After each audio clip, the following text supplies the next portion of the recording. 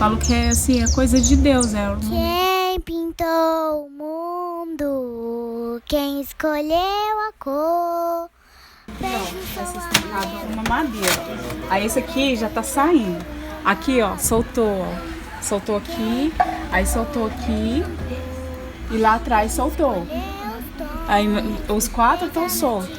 Aí aqui eu coloquei uma madeira para sustentar, só que eu não posso forçar muito, porque se eu tirar aqui com ela congelada, ela pega e cai.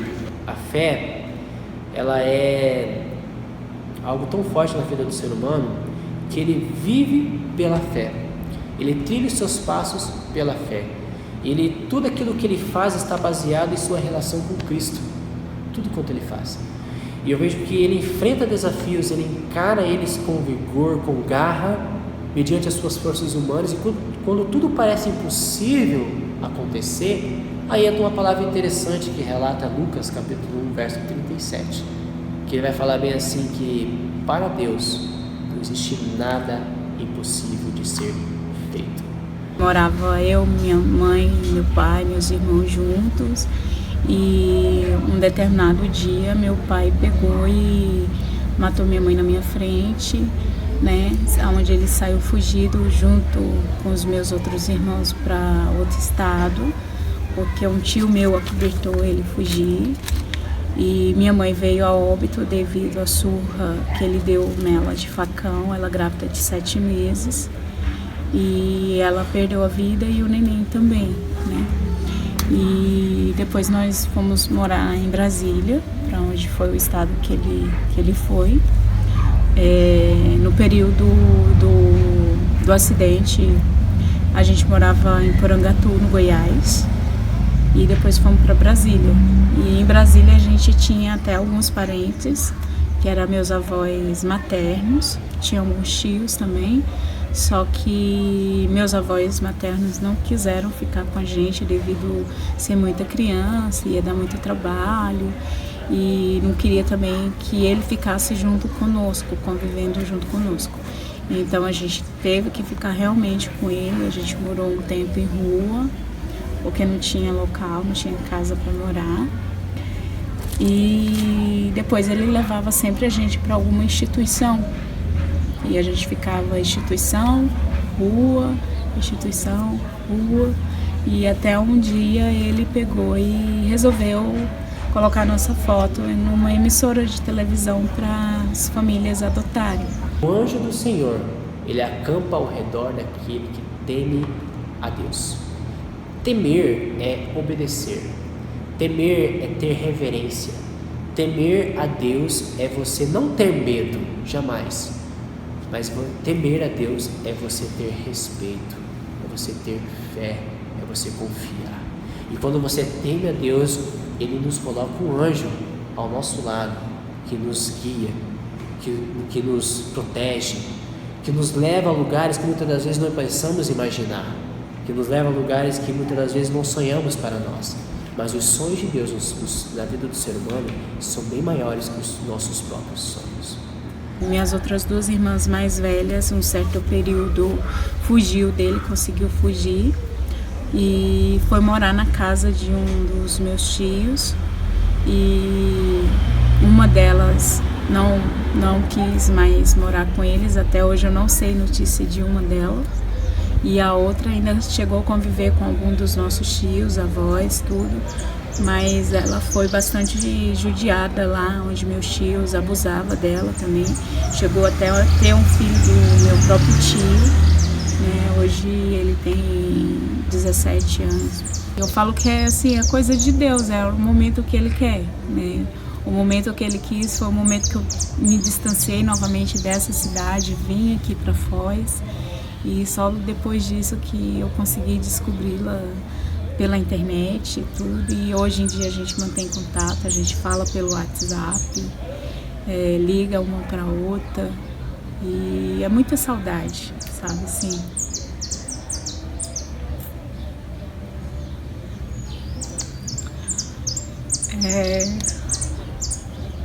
Você às vezes pensar como que teria sido se vocês estivessem, a gente estivesse junto, ter sido criado junto.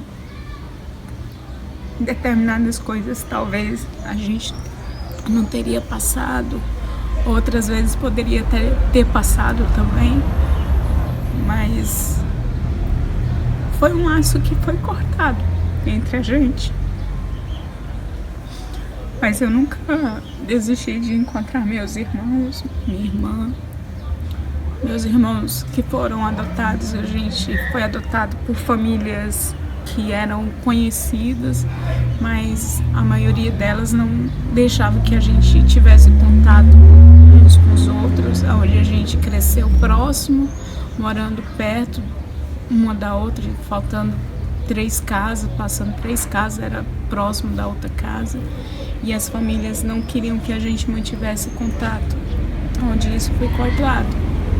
E a gente só veio ter contato depois de grande, depois de casados, depois de já ter construído família, tudo. E eu digo que às vezes, por mais que você tenha contato, hoje em dia, a gente perdeu algo da nossa infância, sabe? De crescer, de ter crescido junto, onde foi cortado todo aquele amor de irmão para irmão, que poderia ter crescido bem mais. Não que a gente não ama um ao outro, mas é um amor que é um amor diferente. Você sabe que você tem um irmão, mas às vezes aquele irmão, ele não sabe partilhar muitas coisas que passam na vida dele. Às vezes liga somente para saber como é que você tá, e mano, você tá bem. Só é basicamente mais um oi, não tem muito aquela questão de contato, sabe? Sim, tem aquela questão de carinho, de abraço, sabe? E a única ainda que eu sinto muita questão de afeto mesmo, carinho, assim, que é recíproco, mesmo a gente estando longe, é minha irmã mais velha. Os outros mesmo, assim, às vezes a gente mal se fala mal pelo WhatsApp, né? O Alexandre Davi, ele tem 7 anos, a Nicole Stephanie tem 5 anos, o Lucas Eduardo tem 3 anos, vai fazer 4 anos no mês que vem. A Laura Beatriz tem 2 anos e a Sara Gabriele tem 1 ano e 2 meses. E eles são a sua força. São a minha força. Eu falo que meus filhos, eles são a minha estrela e as minhas joias, porque cada um tem seu brilho, cada um tem sua preciosidade. E é por eles que eu luto, sabe? Assim, é neles que eu encontro a força de cada dia de manhã eu acordar, ver o sorrisinho deles, ver eles, bom dia mamãe, eu te amo. Ou muitas vezes eu tá ali ocupada com algum afazeres e eles chegar, mamãe, e às vezes eu perguntar o que é. Ele, não mamãe, nada não, sabe? Só de eles querer pronunciar a palavra mãe para eles é muita coisa. E às vezes tem mãe que não sabe dar aquele pequeno valor naquela criança que às vezes para chamar de mãe, né? E eu vejo a palavra mãe é muito importante, principalmente quando eles me chamam por algum motivo, que eles estão precisando de atenção. Ter irmãos, você é a sua família, é o seu sangue, é o seu laço.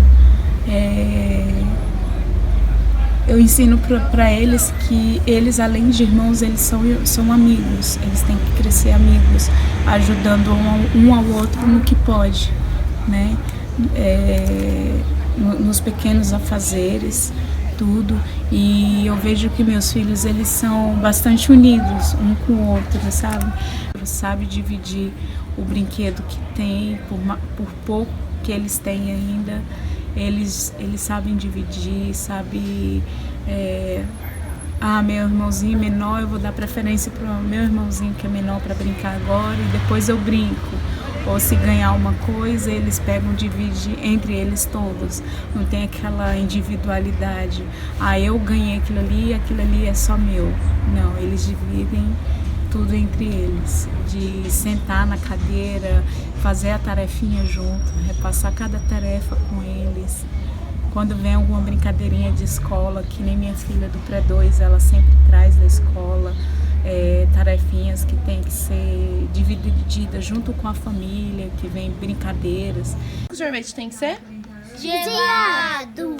Por quê? Porque senão ele derrete. derrete. Ele derrete, verdade. Se ficar quente, ele derrete. Então tem que ser sempre gelado. Botar no congelador. E quando tirar, tem que comer e colocar no congelador.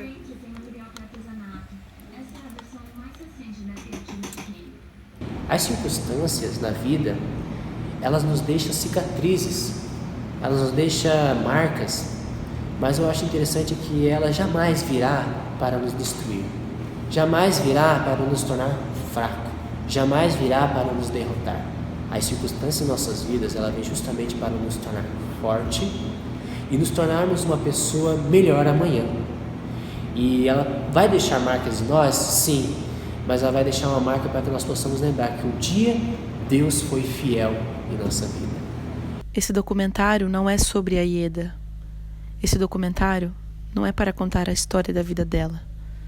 Esse documentário é sobre algo que existe ou não dentro de um coração machucado. A fé. Papai do céu, agradecemos o gostoso alimento que vamos comer. Que nunca nos falte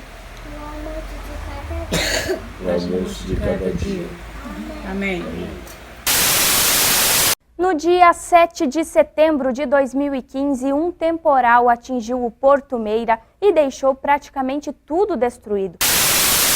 Na região sul da cidade, foi onde teve mais prejuízos. Na casa da dona Marlene, o telhado ficou completamente danificado e quase todos os móveis estragaram.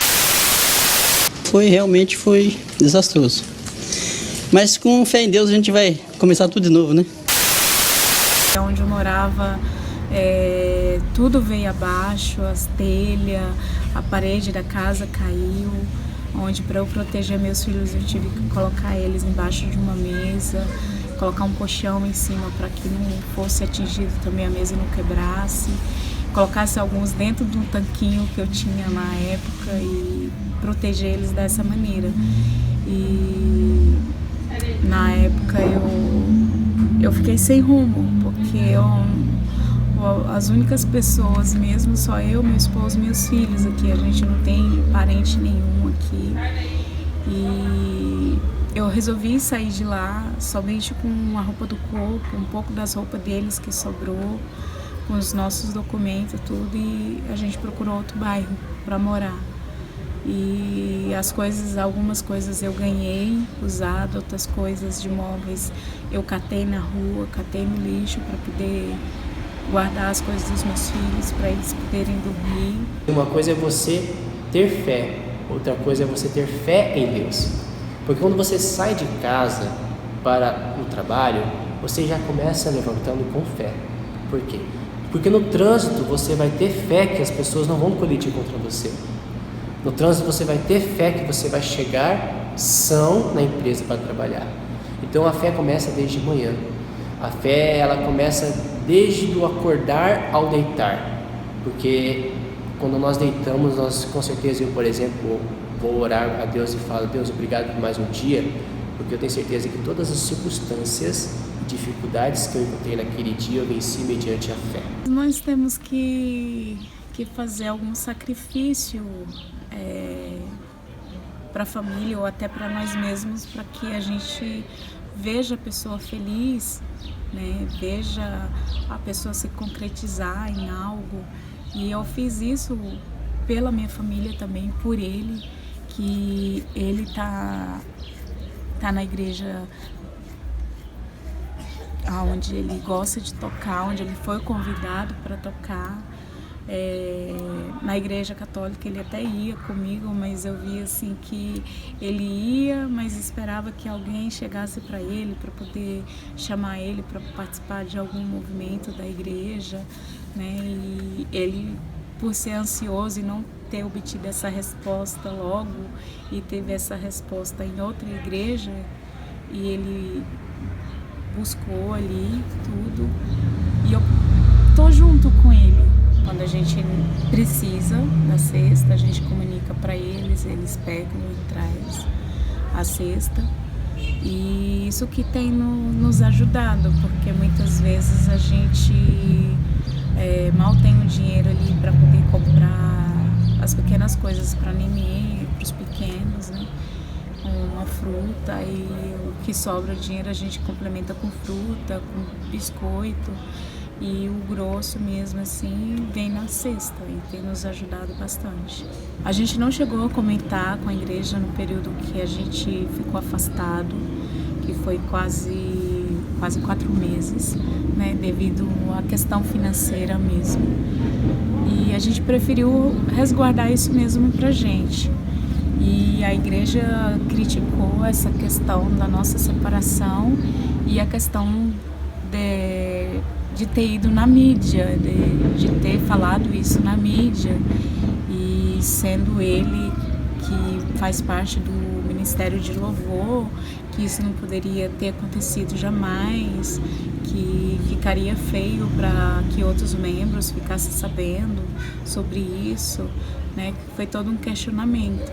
A questão financeira que entrou no nosso relacionamento devido a eu estar desempregada, ele também, e isso dificultou bastante. Mas aí a gente resolveu conversar e se unir novamente e tentarmos juntos, mesmo estando desempregado, não deixar que isso afetasse mais a nossa família, nem os nossos filhos, né? E a gente está junto novamente, graças a Deus. E mesmo ainda juntos, tem pessoas que vêm criticar a gente ainda, mas eu acho que não vai ser mais abalado o nosso casamento. Graças a Deus, Deus está nos abençoando bastante. Tem sempre colocado pessoas onde pode estar nos ajudando de alguma forma, seja ela na questão alimentar, seja doando algo para os meus filhos, questão de vestimenta, ou algum móvel que ainda falta para dentro de casa, para poder estar fazendo até mesmo alimento para eles mesmo. E eu agradeço de coração a cada pessoa que está nos ajudando, independente se ela é da mesma religião que eu, se ela não for. Eu acho que para a gente abençoar alguém, a gente não escolhe a religião, a gente escolhe a quem fazer o bem. A vida a gente às vezes vai ter. Às vezes a gente vai passar uma privação que muitas vezes a gente vai ter que parar de comer, poder pagar uma conta, vai ter que deixar de vestir para poder pagar uma conta, para não atrasar. Então tudo isso eu tento ensinar para eles desde pequenininho e valorizar o que eles têm, o que eles têm que conquistar na vidinha deles e dar valor nas pequenas coisas. Vocês todos comeram, papai? Sim!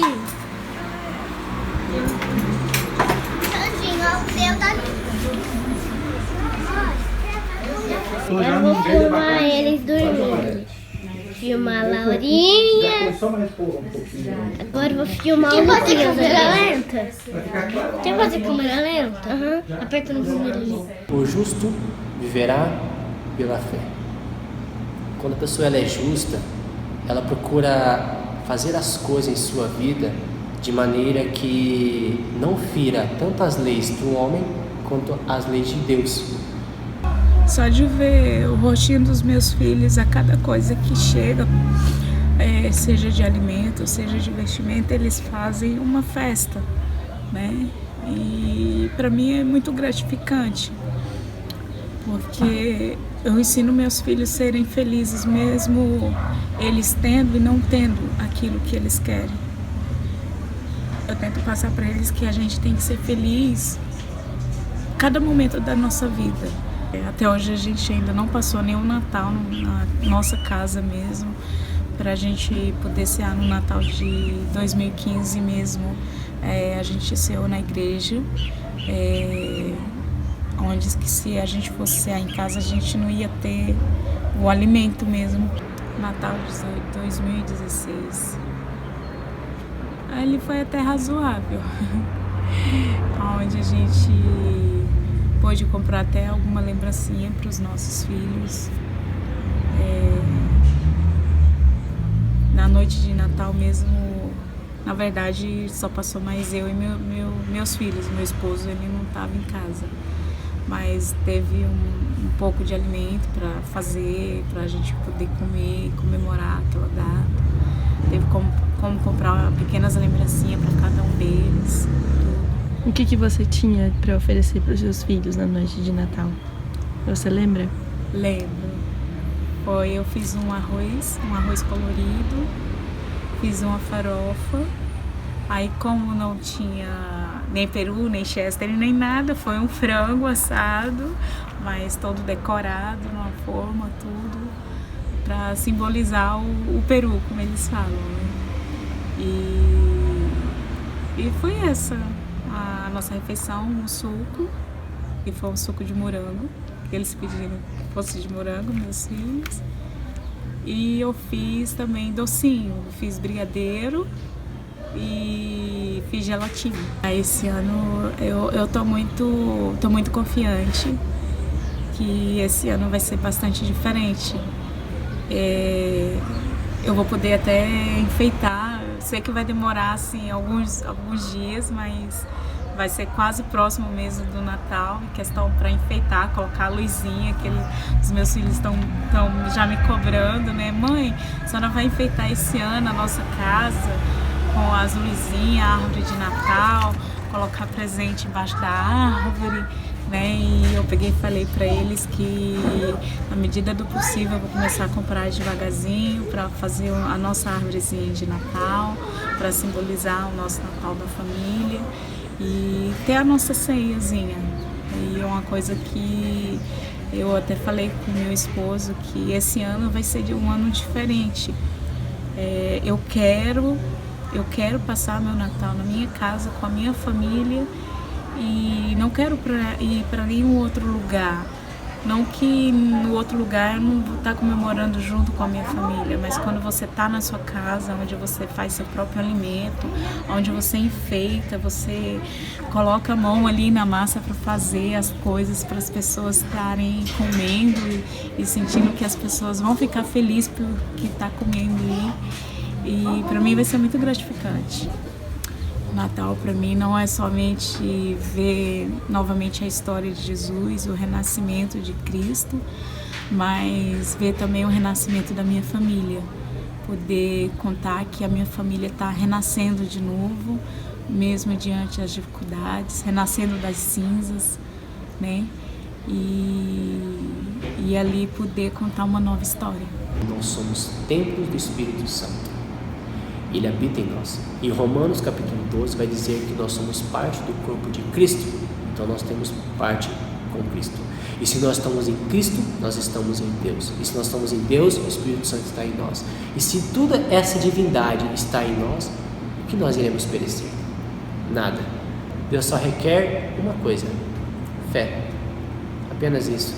E nós teremos e trilharemos passos muito lindos mediante a provisão de Deus na face da terra. Oi. E o que eu tenho a dizer é só agradecer a todos, agradecer a Deus primeiramente e pedir que Deus sempre continue abençoando cada um que está podendo proporcionar. E agradecer também as intercessões que eu sempre coloco para Deus, para Nossa Senhora, para as minhas duas mães que já se foram.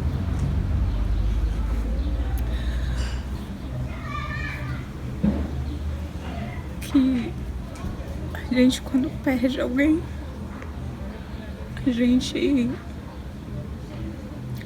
eu digo que elas nunca deixam de existir. Elas sempre deixam algum ensinamento. Quem pintou o mundo? E eu concordei. Então eu entendi que o problema não é Deus, somos nós. Aquele carpinteiro sem sucesso incomodou a humanidade e quem acredita nele também faz estremecer multidões. Jesus, Deus, Espírito Santo, divindade, como você quiser chamar.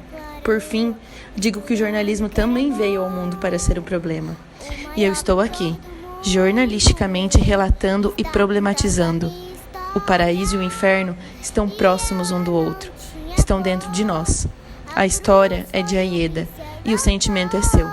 O maior pintor do mundo. Basta você ter fé.